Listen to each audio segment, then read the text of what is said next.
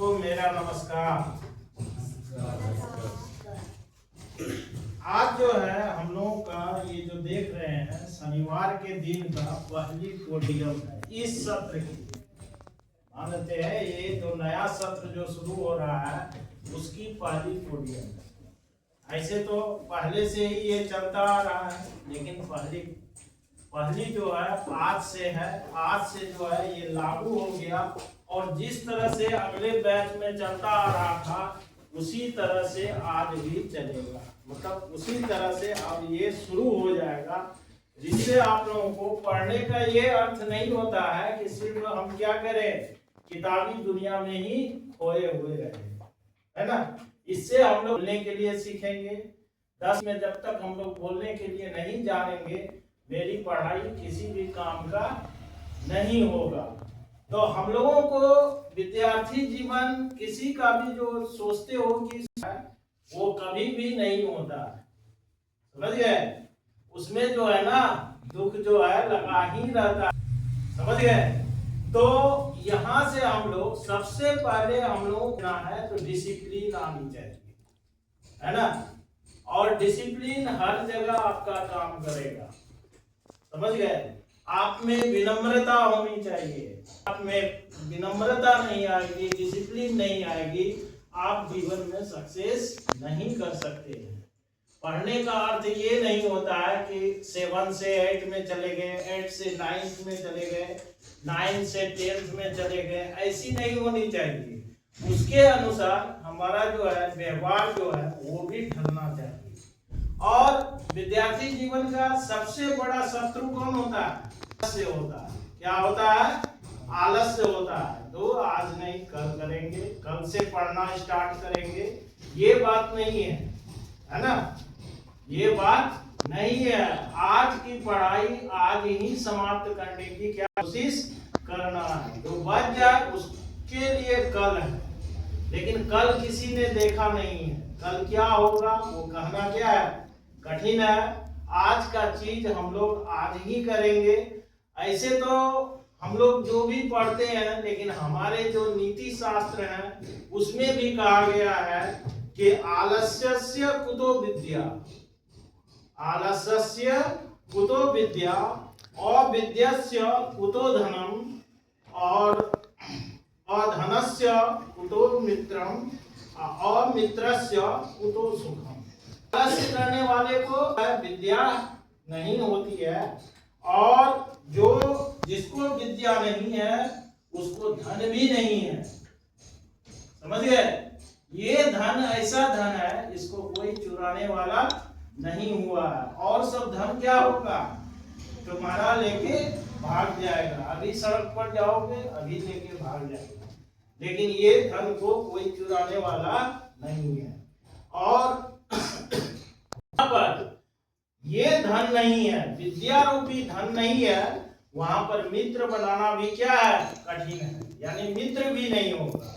और जब तुम्हारे जीवन में कोई अच्छा मित्र नहीं मिलेगा तो उसमें जो है तुमको फिर से सुख की प्राप्ति नहीं होगी। तो सुख पाने के लिए सबसे बड़ी बात क्या होती है हम लोगों को, तो विद्या का होना बहुत जरूरी है। और विद्या के लिए हम लोगों को क्या करना पड़ेगा, तो हम लोगों को आलस्य को त्यागना होगा, है ना। रूटीन बद्ध काम को करना होगा, वही हमारी डिसिप्लिन है। हमारे जो संस्था है ASG, इस संस्था के जितने भी नियम है उस नियम को अगर यदि फॉलो करेंगे तो हम लोगों का रूटीन, हम लोगों का व्यवहारिकता, हम लोगों में जो भी चेंजिंग होगा वो ऑटोमेटिक ढंग से होना शुरू हो जाएगा। उसके लिए आप लोगों को सोचना नहीं है, सिर्फ ये फोकस कर कि हम लोगों को क्या कहा गया है और हम लोगों को क्या करना चाहिए, समझ गए। तो ऐसे भी कहा गया है कि स्वगृहे पूज्यन्त मूर्ख, यानी अपने घर में ही मूर्ख की पूजा होती है। यानी इज्जत मिलेगा, सम्मान मिलेगा, समझ गए। कोई भी व्यक्ति अगर यदि मूर्ख है, मूर्खों का सम्मान कहां तक है, तो घर तक ही सीमित है, उससे चौखट से बाहर नहीं है। पूज्यते प्रभु, और कोई भी मंदिर है तो उसकी पूजा कहाँ के लोग करते हैं? तो उसी गांव के लोग करते हैं। मान लेते हैं यहीं पर मस्जिद पढ़ने के लिए नमाज कहाँ से जाते हैं? तो इसी मोहल्ले के या अगल बगल के लोग जाते हैं डेली के डेली। कभी कभार हो सकता है कि कोई भी ये हो आयोजन हो तो उसमें बाहर का आदमी आके नमाज पढ़ेगा। और स्वदेशे पूज्यते राजा, एक राजा की पूजा कहाँ होती है? तो उसके देश में ही होती है, देश से बाहर कभी नहीं होती है।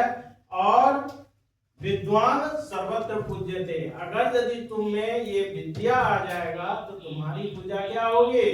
सभी जगह होगी। आज न्यूटन की पूजा कहाँ कहाँ होती है? वो भी वैज्ञानिक थे ना। तो देखो हर देश में बच्चा बच्चा नाम जानता होगा कि न्यूटन है ना। तो वो क्या थे? विद्वान थे, इसलिए उसकी पूजा क्या होती है? हर जगह की जाती है। तो हम लोगों को कुछ नहीं फोकस करना है, हम लोगों को फोकस किस पर करना है?